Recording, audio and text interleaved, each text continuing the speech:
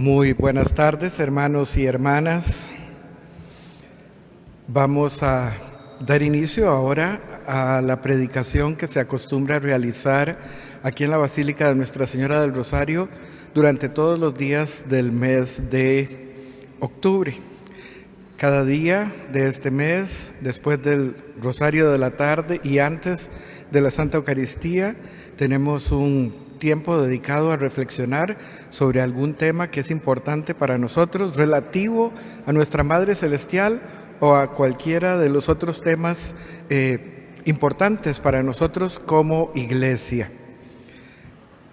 Yo estoy a cargo de las reflexiones en esta última semana del mes de octubre y he escogido como tema para estas reflexiones, para estas predicaciones, el sínodo y la sinodalidad.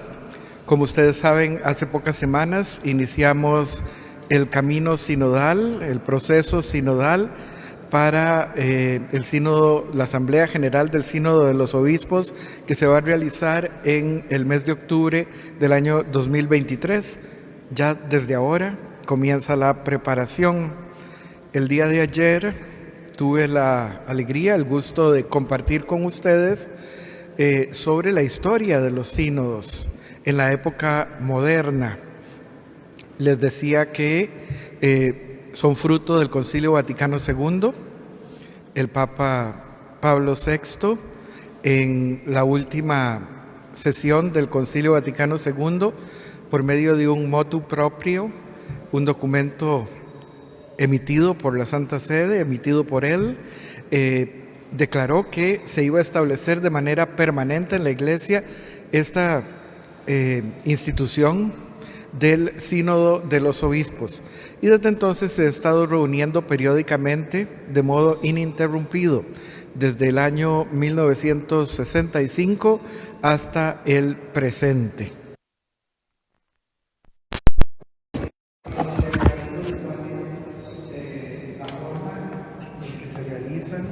Hablábamos sobre cuáles son los objetivos de los sínodos que ha venido realizando ahora, y cada sínodo tiene un tema distinto. Ha habido sínodos sobre el tema de la familia, sobre el papel de los laicos en la Iglesia, sobre la evangelización en el mundo moderno, sobre la penitencia, sobre los desafíos pastorales en determinados o áreas geográficas. Ya nos hemos familiarizado un poquito el día de ayer con esta estructura, esta institución propia de la Iglesia Católica, que es el Sínodo de los Obispos, y que se realiza, al menos últimamente, cada 3 años. Hoy vamos a irnos un poquito más atrás, no tanto a la historia de los sínodos, de las asambleas sinodales de los obispos, sino al origen bíblico o al fundamento bíblico de este tema de la sinodalidad. Para poder hacer eso necesitamos recordar, es probable que algunos de ustedes ya lo hayan oído, no una, sino varias veces, pero no importa, lo recordamos nuevamente.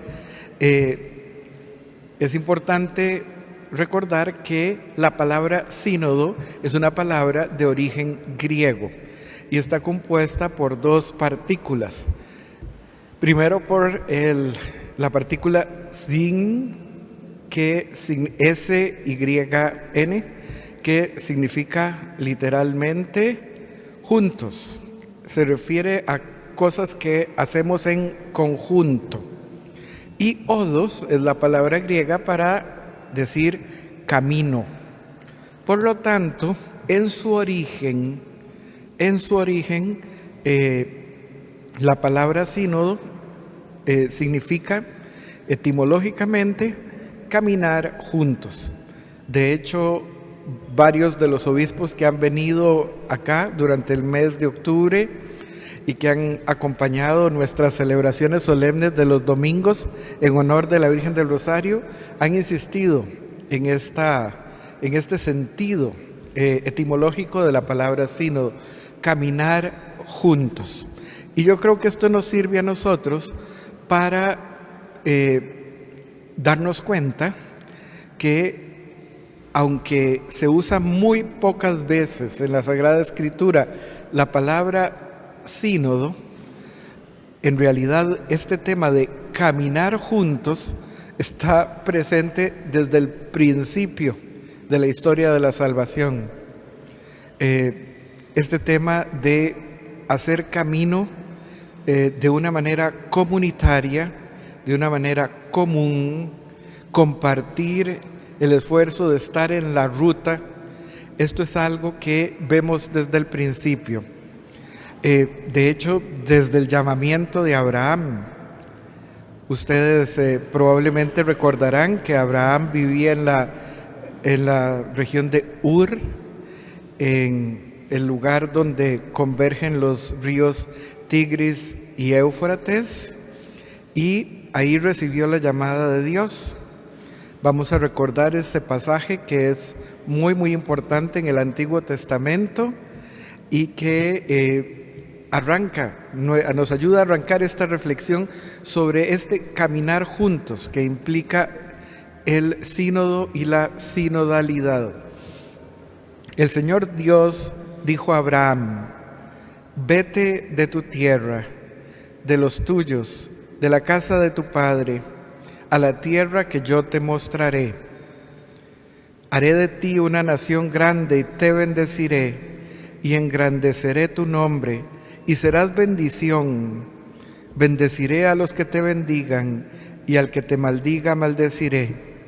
Y en ti serán benditas todas las familias de la tierra. Entonces Abraham se fue tal y como el Señor se lo había dicho, y Lot se fue con él.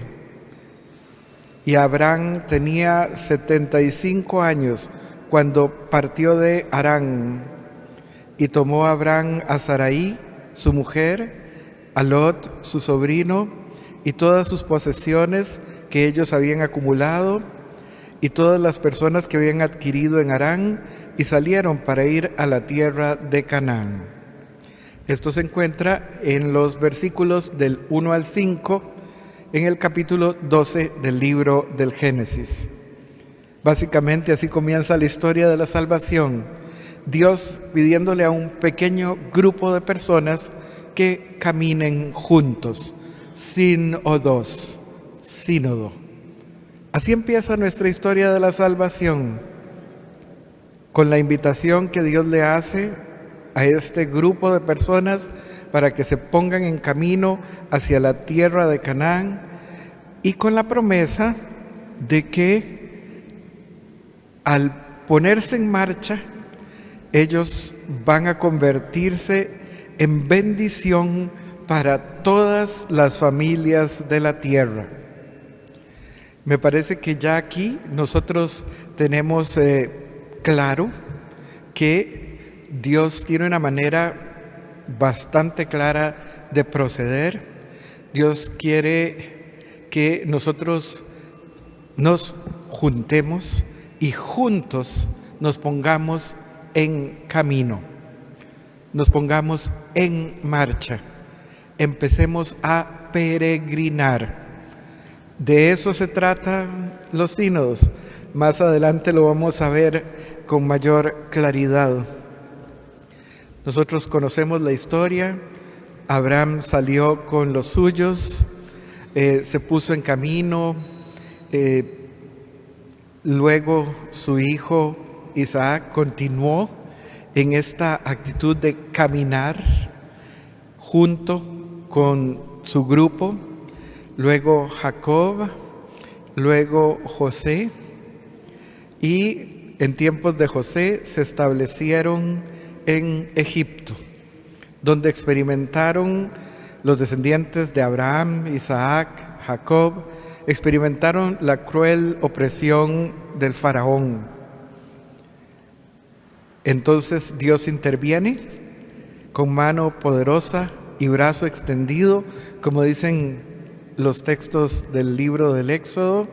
A través de Moisés inicia un proceso de liberación, un proceso para que aquel pueblo que estaba aprisionado en Egipto, pueda de nuevo ponerse en camino, pueda de nuevo ponerse en marcha. Y sabemos que les costó muchísimo. El pueblo de Israel tuvo que luchar mucho, Dios junto con ellos, para que finalmente pudieran recoger sus cosas y salir de nuevo a caminar juntos, en medio de peligros, en medio de dificultades, en medio de persecuciones.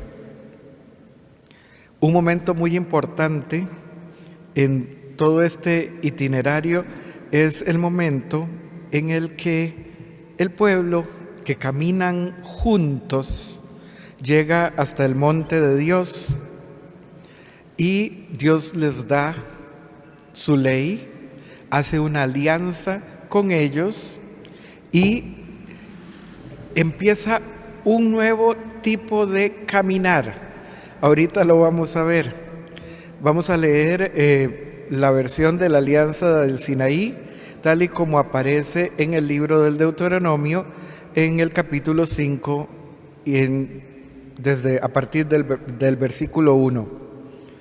Entonces llamó Moisés a todo el pueblo de Israel y les dijo: Oye, Israel, los estatutos, las ordenanzas que hablo hoy a los oídos de ustedes, para que aprendan y los pongan por obra. El Señor nuestro Dios hizo un pacto con nosotros en la montaña santa. No hizo el Señor este pacto con nuestros padres, sino con nosotros, con todos aquellos de nosotros que estamos vivos aquí, hoy. Cara a cara, el Señor habló con ustedes en el monte, en medio del fuego, mientras yo estaba en aquella ocasión entre el Señor y ustedes, para declararles la palabra del Señor, porque temían a causa del fuego y no subieron al monte. Y Él dijo: Yo soy el Señor tu Dios, que te saqué de Egipto, de la casa de servidumbre. No tendrás otros dioses fuera de mí. Y a partir de ahí vienen los 10 mandamientos.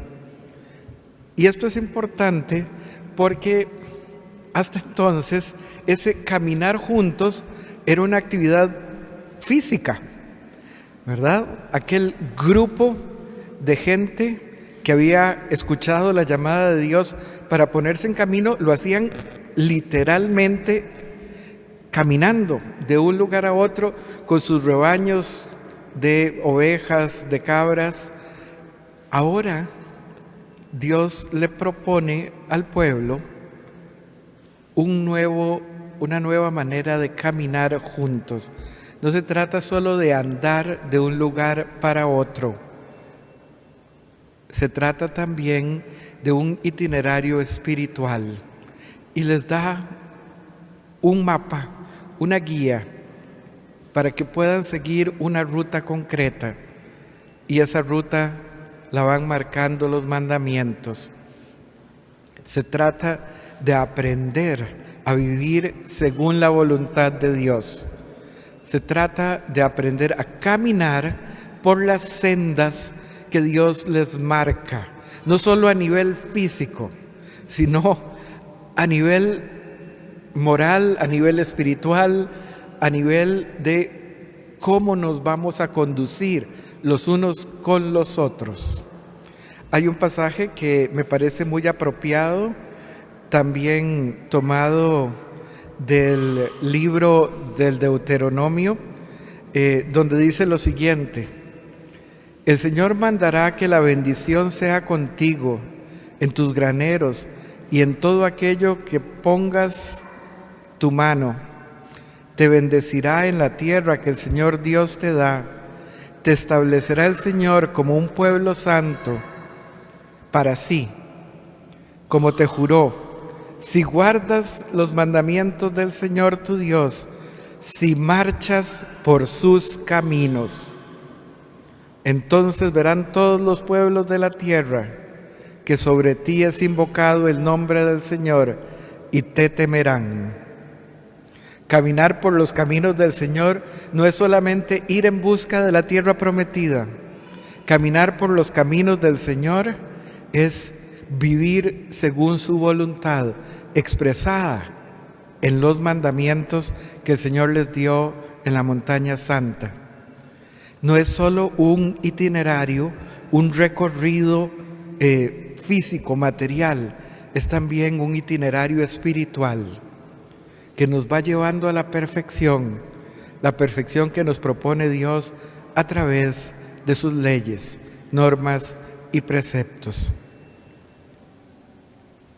Sabemos que finalmente terminó el caminar físico, el pueblo de Israel entró en la tierra prometida, tomó posesión de ella y se establecieron en la tierra prometida.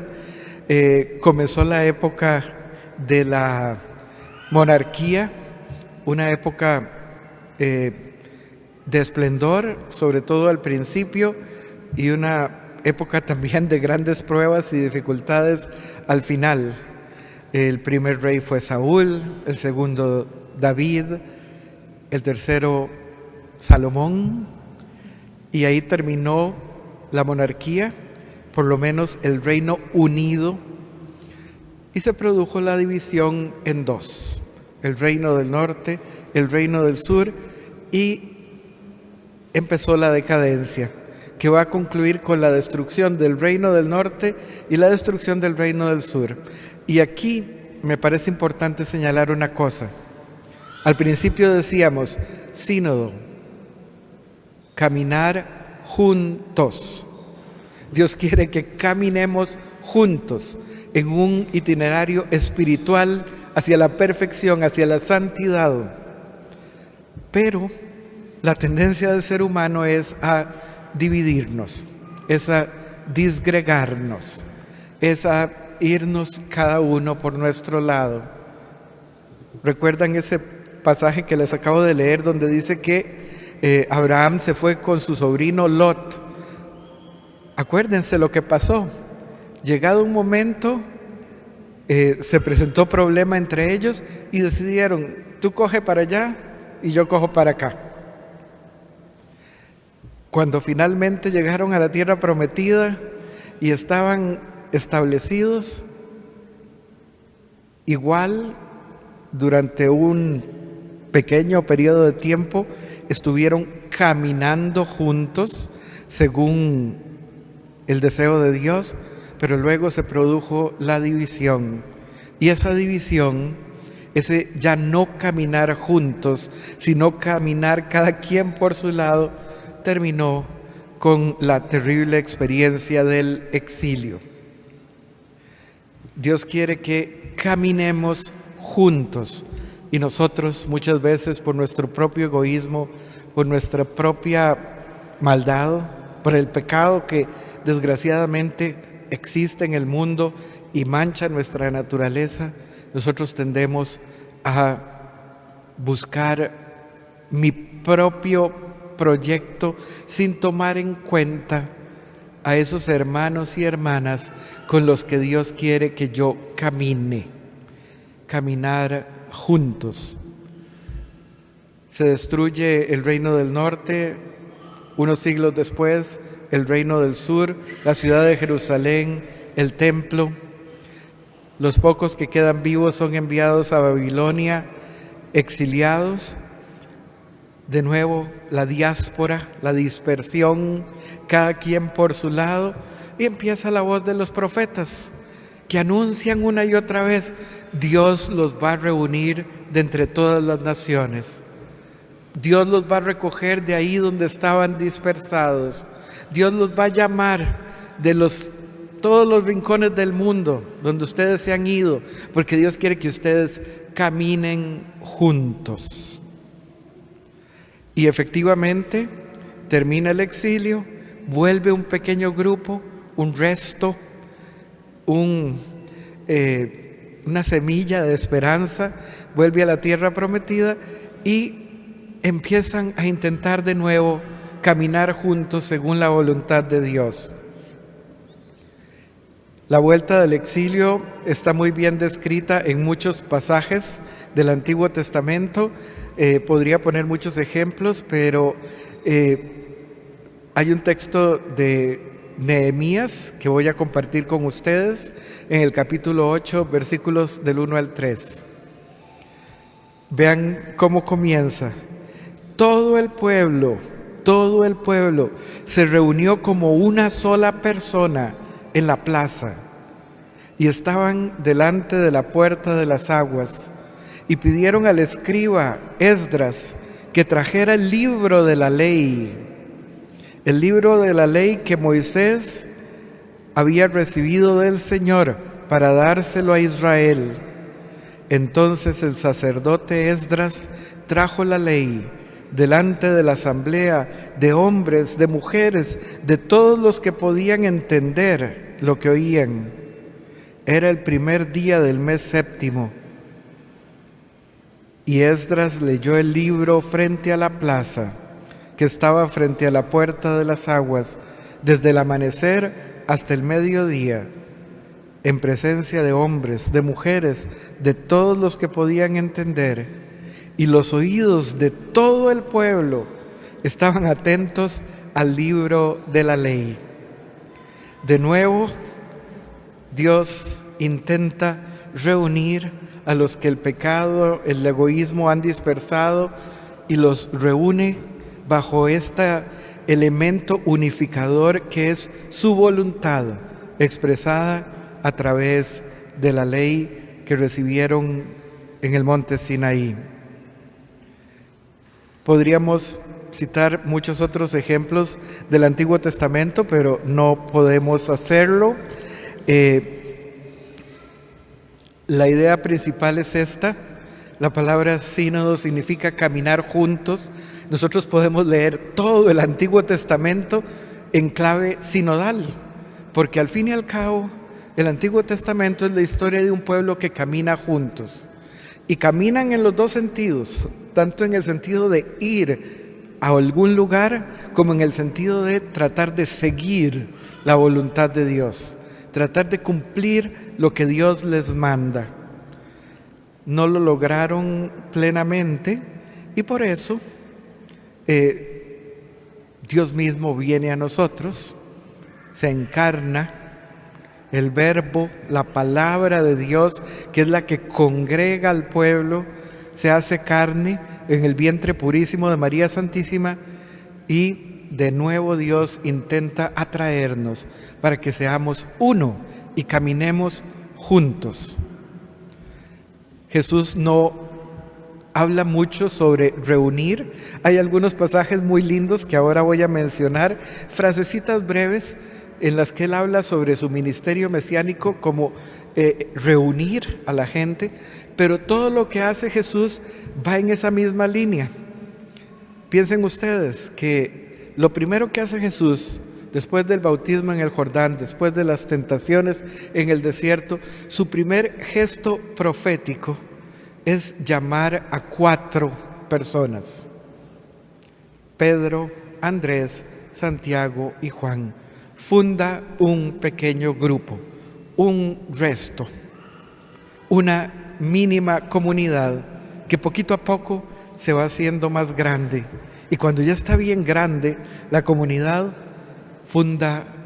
instituye a los 12 para recordar las 12 tribus de Israel, para recordar aquel pueblo que estaba compuesto por gente que venía de distintas tribus y que sin embargo caminaban juntos. La institución de los 12 es una manera que tiene Jesús de simbolizar que ha venido precisamente para reunir a un pueblo que el pecado había dispersado. Y como ocurrió en el Antiguo Testamento, los une bajo una nueva ley. Por eso es que el Sermón de la Montaña, en el Evangelio según San Mateo, capítulos desde el 5, 6, 7 y 8, el Sermón de la Montaña es esa nueva ley que va a servir de hoja de ruta para el pueblo que Jesús está convocando. La nueva ley expresada al principio con las bienaventuranzas y luego con todo lo que se deriva de las bienaventuranzas.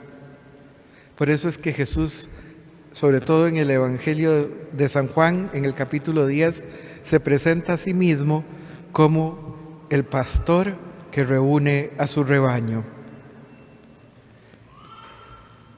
Jesús decía sobre sí mismo: he sido enviado a las ovejas perdidas de la casa de Israel. He sido enviado para reunir a esos que estaban perdidos y dispersos. Me toca reunirlos. A mí me encanta cuando Jesús se lamenta frente a la ciudad de Jerusalén y dice: Jerusalén, Jerusalén, que matas a los profetas y apedreas a los que te son enviados. ¿Cuántas veces quise juntar a tus hijos e hijas como la gallina a sus pollitos debajo de sus alas, y ustedes no quisieron? Maravillosa imagen que nos regala Jesús para hablarnos sobre esa voluntad que tiene Él de reunirnos, para que caminemos juntos por el camino del Evangelio. Y finalmente, esto lo va a hacer con su muerte y resurrección, con el misterio pascual. Ya está aquí el juicio de este mundo. Juan 12, 31. Ahora el príncipe de este mundo será echado fuera, porque cuando yo sea levantado de la tierra, atraeré a todos hacia mí. Con la muerte y resurrección de Jesús, finalmente el pueblo es reunido, convocado bajo un solo Señor, un solo pastor, y se cumplen las profecías del Antiguo Testamento. Esto va a fructificar plenamente, por supuesto, el día de Pentecostés, cuando el Espíritu del Señor descenderá sobre la comunidad y constituirá esta nueva familia que camina junta por las sendas del Evangelio, las sendas que Jesús nos ha marcado. Sí, la palabra sínodo tal vez no aparece mucho en las Sagradas Escrituras, pero el espíritu de la sinodalidad está presente de principio a fin.